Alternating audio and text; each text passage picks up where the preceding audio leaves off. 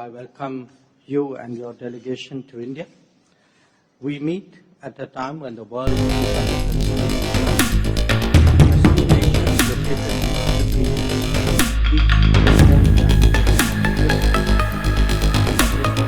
to exchange views and perspectives.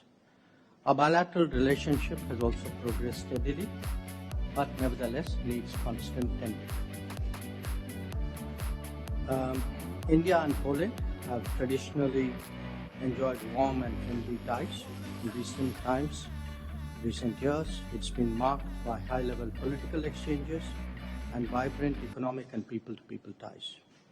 The visit of Prime Minister Narendra Modi to Poland in August 2024 saw our relationship elevated to a strategic partnership status.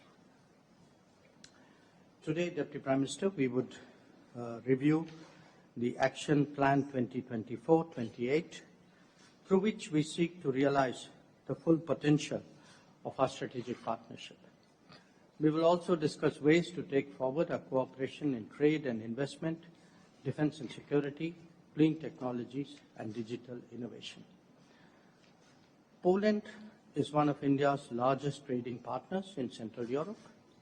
Our bilateral trade, I believe, stands at about $7 billion, having registered a growth of almost 200% in the past decade. Indian investment in Poland has surpassed $3 billion, creating a number of job opportunities for Poles. India's strong economic growth, size of its market, and pro-investment policies provide immense opportunity for Polish businesses. We will also explore promoting deeper cultural and people-to-people ties. The Dobre Maharaj remains a cherished link. I recall meeting Polish youth in February last year under the first Jam Saheb Memorial Youth Exchange Program. It is heartening to note that Indology continues to thrive and yoga is popular in Poland. Today, our conversation will naturally cover regional and global developments. In particular, an exchange of assessments on our respective neighborhoods would be useful. You have been speaking about it publicly during your visit as well. In recent past, both in New York last September and in Paris this January, I have candidly shared our views on the Ukraine conflict and its implications. While doing so, I have also repeatedly underlined that the selective targeting of India is both unfair and unjustified. I do so again today.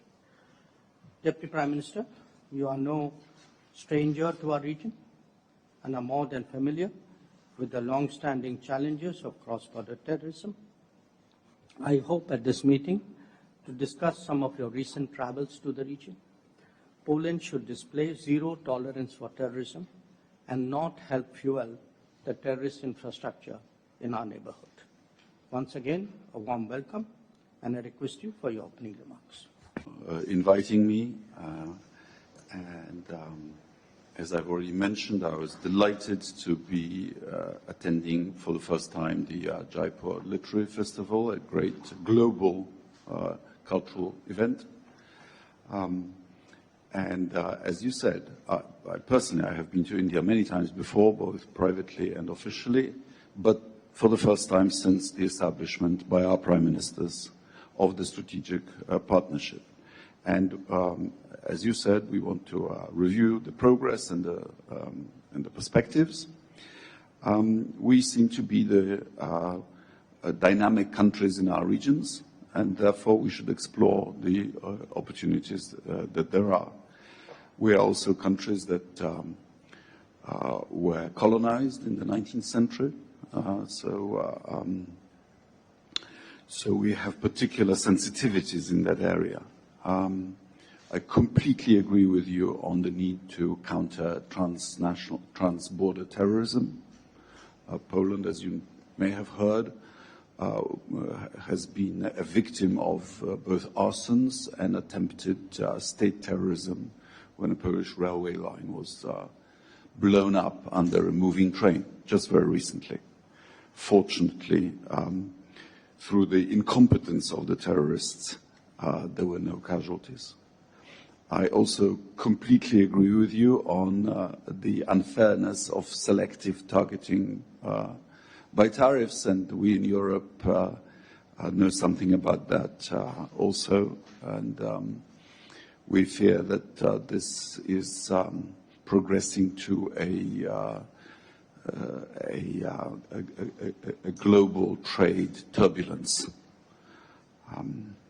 I was very glad to be able to discuss with you in Paris the state of affairs in the format of Weimar Triangle Plus. And we are hoping that India will continue to stay engaged in Europe.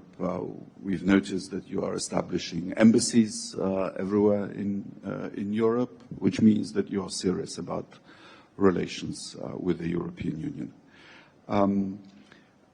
It will be the turn of our Prime Minister to come to India, and I hope that happens before too long.